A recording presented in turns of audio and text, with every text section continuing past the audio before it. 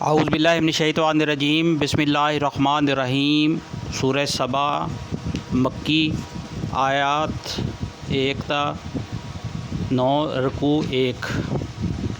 حمد اس خدا کے لیے ہے جو آسمانوں اور زمین کی ہر چیز کا مالک ہے، اور آخرت میں بھی اس کے لیے حمد ہے۔ وہ دانا اور باخبر ہے، جو کچھ زمین میں ہے جانتا ہے، اور جو کچھ اس سے نکلتا ہے، اور جو کچھ آسمان سے اترتا ہے، اور جو کچھ اس میں چڑھتا ہے، ہر چیز کو وہ جانتا ہے۔ وہ رحیم اور غفور ہے۔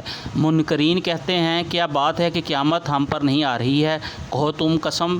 کہو قسم ہے میرے عالم الغیب پروردگار کی، وہ تم پر آ کر رہے گی۔ اس سے ذرا برابر کوئی چیز نہ آسمانوں میں چھپی ہوئی ہے، نہ زمین میں، نہ ذرے سے بڑی اور نہ اس سے چھوٹی۔ سب کچھ ایک نمایاں دفتر میں درج ہے، اور یہ قیامت اس لیے آئے گی کہ جزا دے اللہ ان لوگوں کو جو ایمان لائے ہیں اور نیک عمل کرتے رہے ہیں، ان کے لیے مغفرت ہے اور رزق کریم۔ اور جن لوگوں نے ہماری آیات کو نیچا دکھانے کے لیے زور لگایا ہے، ان کے لیے بدترین قسم کا دردناک عذاب ہے۔ اے نبی صلی اللہ علیہ وآلہ وسلم، علم رکھنے والے خوب جانتے ہیں کہ جو کچھ تمہارے رب کی طرف سے تم پر نازل کیا گیا ہے وہ سراسر حق ہے، اور خدائے عزیز و حمید کا راستہ دکھاتا ہے۔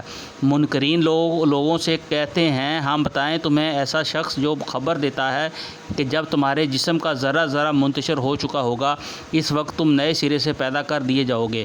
نامعلوم یہ شخص اللہ کے نام سے جھوٹ کرتا ہے یا اسے جنون لاحق ہے؟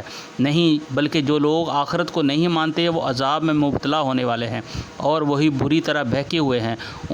کیا انہوں نے کبھی اس آسمان اور زمین کو نہیں دیکھا جو انہیں آگے اور پیچھے سے گھیرے ہوئے ہیں؟ ہم چاہیں تو انہیں زمین میں دنسا دیں یا آسمان کے کچھ ٹکڑے ان پر گرا دیں۔ در حقیقت اس میں ایک نشانی ہے ہر اس بندے کے لیے جو خدا کی طرف رجوع کرنے والا ہو۔ صدق اللہ العظیم۔